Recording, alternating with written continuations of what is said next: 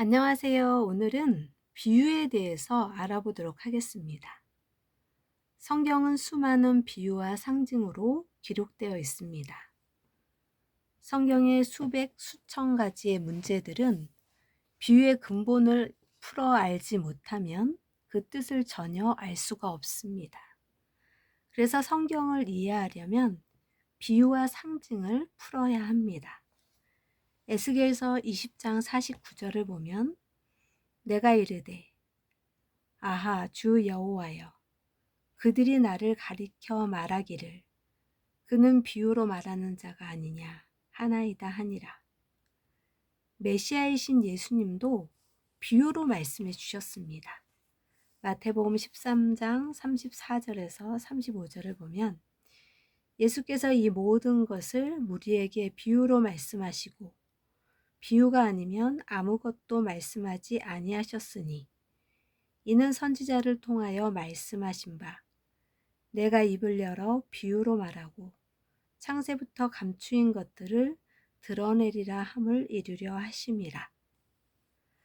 사람은 하나님의 영원한 사랑의 대상체이자 뜻을 이룰 대상입니다.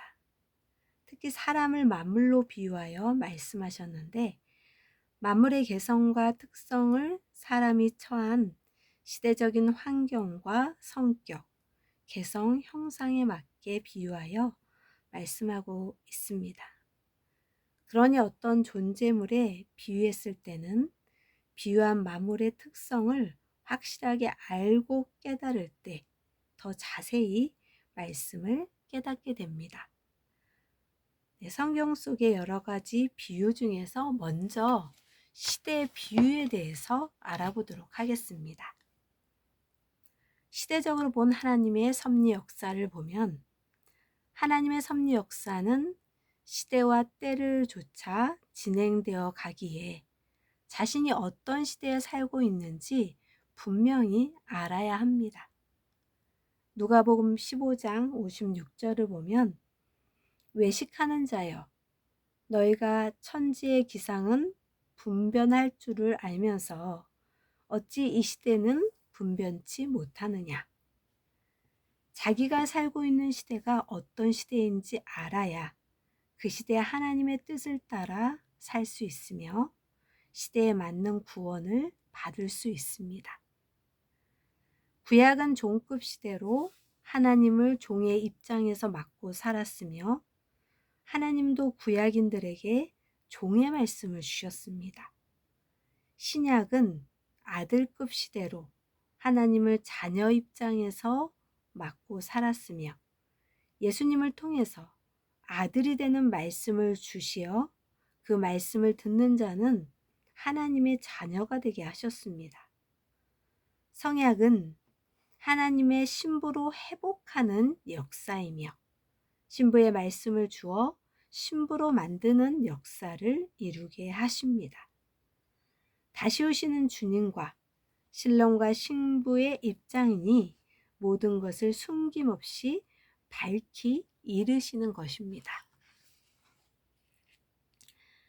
비유로 말씀하시는 이유가 있는데요. 첫 번째는 쉽게 이해시키기 위함입니다. 어떤 것을 두고 비유로 표현하면 이와 같이 이러하다라고 더 쉽게 이해할 수 있습니다. 또한 개성대로 더욱 다양한 표현을 할 수 있습니다. 두 번째는 때가 되면 밝히 이르기 위함입니다. 요한복음 16장 25절을 보면 이것을 비유로 너희에게 일렀거니와 때가 이르면 다시는 비유로 너희에게 이르지 않고 아버지에 대한 것을 밝히 이르리라. 예수님께서는 때가 이르면 비유를 가르치지 않고 아버지에 대한 것을 밝히 이르겠다고 하셨습니다. 하나님께서도 비유를 통해 역사와 말씀을 가르치심을 알 수 있습니다. 그러므로 비유를 밝히지 않고서는 하나님의 뜻과 섭리의 방향을 알 수 없으니 말씀을 배워야 합니다.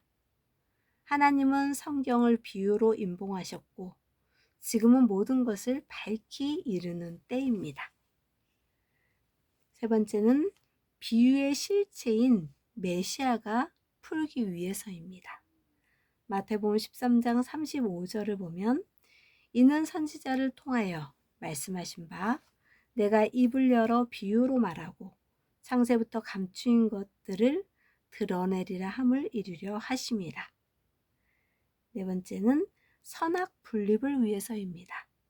누가복음 8장 10절을 보면 이르시되 하나님 나라의 비밀을 아는 것이 너희에게는 허락되었으나 다른 사람에게는 비유로 하나니 이는 그들로 보아도 보지 못하고 들어도 깨닫지 못하게 하려 함이라. 네, 오늘은 여기까지 하겠습니다. 오늘은 시대의 비유와 또 비유로 말씀하신 이유에 대해서 알아보았습니다. 감사합니다. 오늘도 행복한 하루 되세요.